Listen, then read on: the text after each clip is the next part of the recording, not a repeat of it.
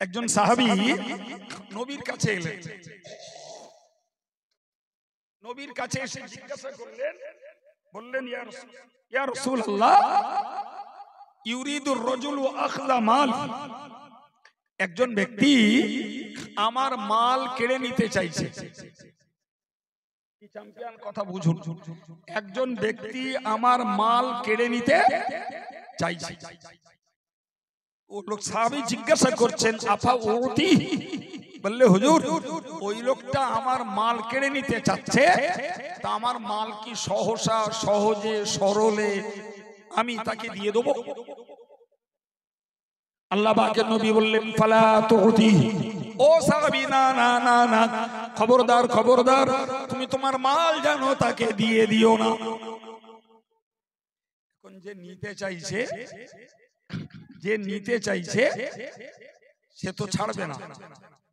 আরে বাবা, এই রাস্তার উপরে যদি কোনো দুষ্কৃতকারী দাঁড়িয়ে যায়, পথচারীকে আটকে তার কাছ থেকে অর্থ কাটবে, গাড়ি কাটবে, কথার কথা তো দিয়ে দেবে তুমি।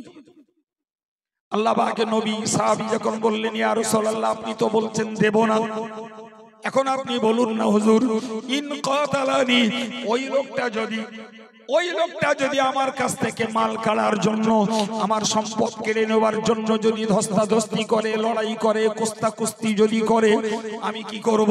হুজুর বললেন, কাতিলুহু, ওগো সাহাবী, তুমিও যথারীতি ওই লোকটার সঙ্গে ধস্তাধস্তি, কুস্তাকুস্তি, কাড়াকাড়ি করো। কোন নবী? যে নবীকে তাম বিশ্বের মুসলমানরা এক বাক্যে জানে রাহমাতুল লিল আলামিন, সুবহানাল্লাহ বলুন।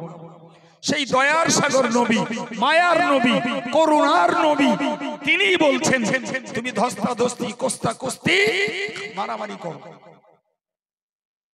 কি কথা বুঝুন। সাহাবী আবার বললেন, ইয়া রাসূলুল্লাহ, ইয়া হাবিবাল্লাহ, হুজুর আপনি তো ধস্তাধস্তি, কুস্তাকুস্তি, মারামারি করতে বলছেন, এখন আমি করতে গেলাম, করতে যেয়ে দেখলাম তার কাছে মারণাস্ত্র আছে, করতে যেয়ে দেখলাম আমার থেকেও সে শক্তিশালী বেশি, সুতরাং ইন কতালানি, যদি ওই লোকটা আমাকে হত্যা করে দেয়, সেই লোকটা যদি আমায় মেরে দেয়, তাহলে কি হবে?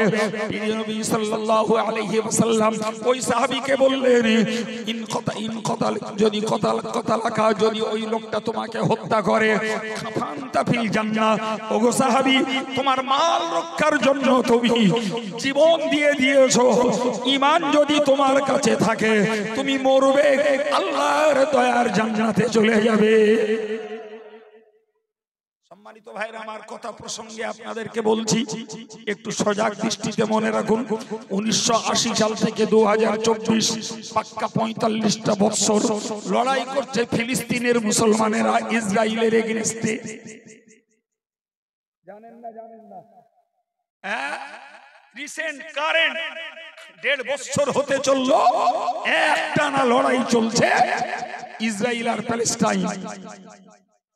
ঘটনা কি?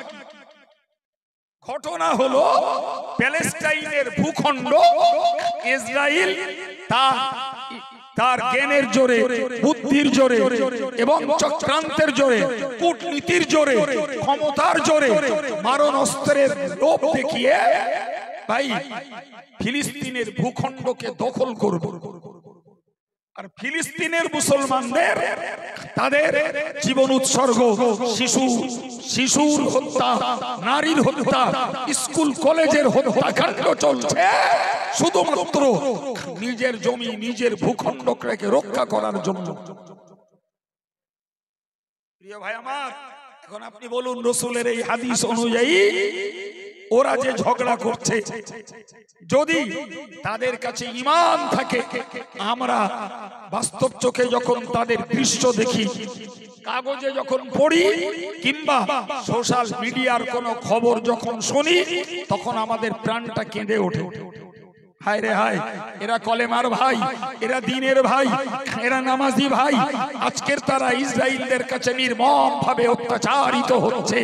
কিন্তু অলক্ষ্যে বলতে হয়, তারা ঈমান নিয়ে যখন ইসলাম তাদের নিজেদের জমি জায়গা রক্ষা করার লড়াই করছে, যারাই মরবে তারা হবে জান্নাতি।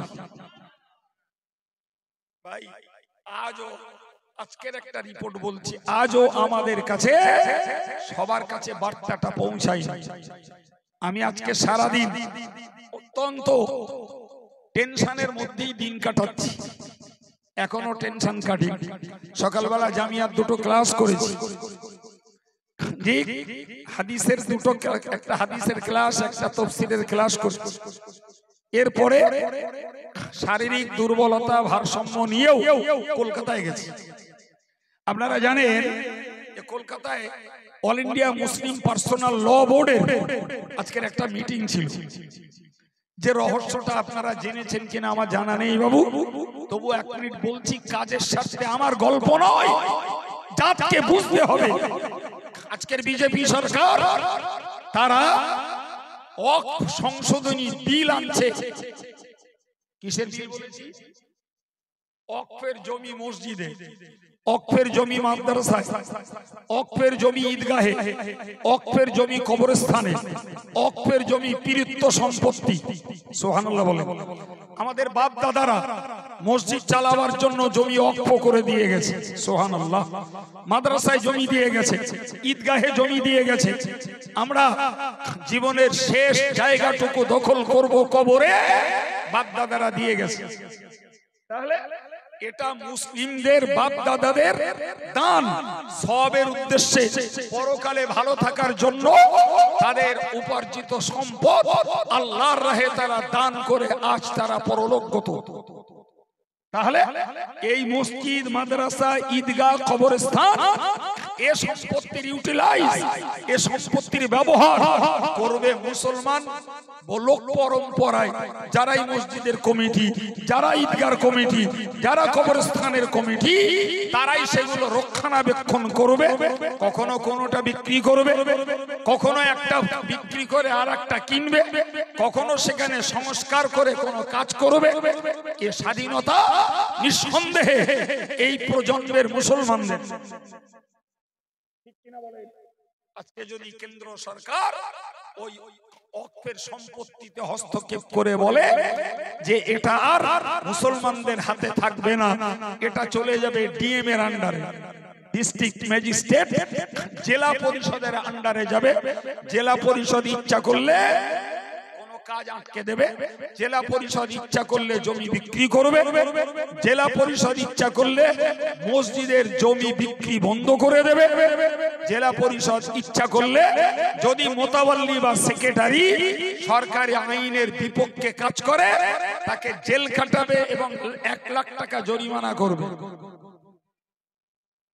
মাথায় ঢুকছে আমার কথা? নাকে তেল মেরে ঘুমানো নয়। রোজগার করলুম আর খালুম আর বাচ্চা প্রজনন করলুম, জি, আর হই হই কাণ্ড রই রই ব্যাপার অত সহজে বর্তমান যুগ ও সন্ধিক্ষণে ইসলামের পবিত্রতা রক্ষা হবে না বাবা। দুদিন পরে আপনার বাপ দাদাদের দেওয়া কবরস্থান ফুটবল খেলার মাঠ হবে।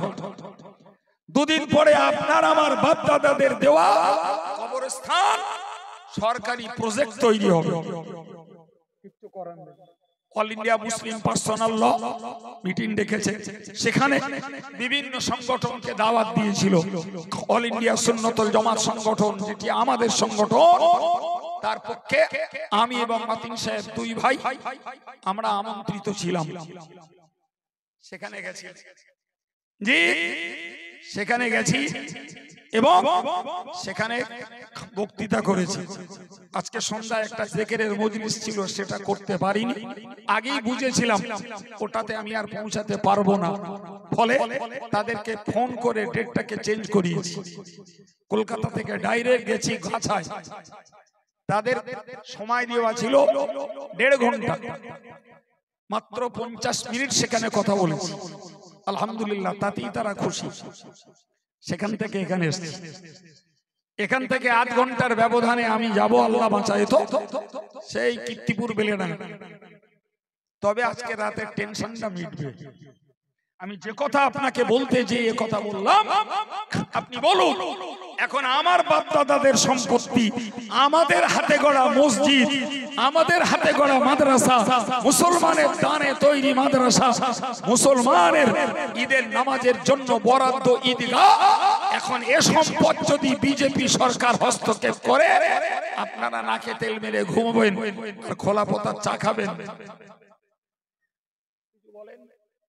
যদি বলেন হ্যাঁ হুজুর লাই লেগে যা, তাহলে আমরা লড়াই করতে যাবো কেন? আমার দলের লোক যখন বলছে লাই লেগে, তাহলে যার জন্য ভাড়াবো সেইটি বলবে ভাড়ানি, তাহলে ওরা ভাড়ানো না বাড়ে নাই ভালো। কি দরকার পড়েছে গাড়ি তেল পুড়িয়ে সময় নষ্ট করে, গোসল না, খাওয়া না, রাত জাগা মানুষ 2 মিনিট শোয়া না। জি ভাই, কি জন্য করতে যাব? আমার জাতির সম্পদ আমার জাতি ব্যবহার করবে, আমার জাতির সম্পদ আমার জাতি রক্ষা করবে, আমার জাতির স্বাধীনতায় সেগুলোকে ব্যবহার করবে। আপনি জানতো এখন, আপনি এখনই জান যে কাঠিয়ারবাগ মসজিদের একটা জমি আছে মাঠে, মসজিদের নামে লেখা, ওই জমিটা বিক্রি করব, করে আমরা মসজিদটা দোতলা বানাবো ফর এক্সাম্পল। জি, আপনার জমি বিক্রি হবে, রেকর্ড আর হবে না। রেকর্ড যখন হবে না, তখন কার গায়ে টাকা কামড়াচ্ছে উইদাউট রেকর্ডে আপনার মসজিদের জমি কিনবে? কথা বলছেন না কেন? জি, কথায় বলে রেকর্ড যার জমি তার। রেকর্ড যখন হবে না, জমি মসজিদওয়ালারা বিক্রিও করতে পারবেন না। কারো টাকা থাকলেও গায়ে কামড়াচ্ছে না টাকা, রেকর্ড ছাড়া জমি কিনবে সেও সম্ভব না। আপনি এক্ষুনি জানেন, আইন চালু হয়ে গেছে।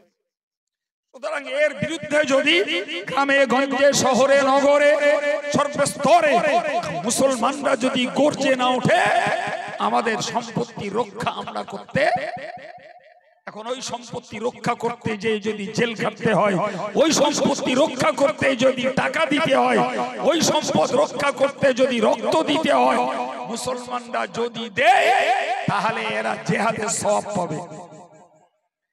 যদি কাউকে ও কারণে মরতে হয়, হায়াত যদি কারণ ফুরায়, ওই হাদিস অনুযায়ী সে জান্নাতি হবে। কেন বললাম গল্পটা এবার বোঝা গেছে?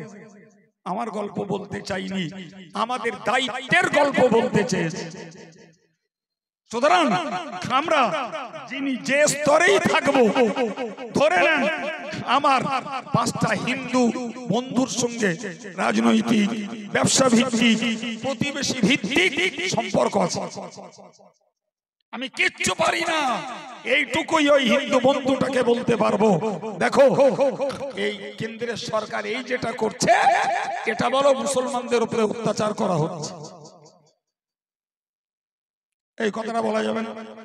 ওই কথাটাই আপনার একটা ঈমানি নৈতিক দায়িত্ব, যে আমি যারা এই কাজ করতে চাইছে, আমি তাদের কাছে অন্তত সত্য কথাটা তুলে ধরতে পেরেছি।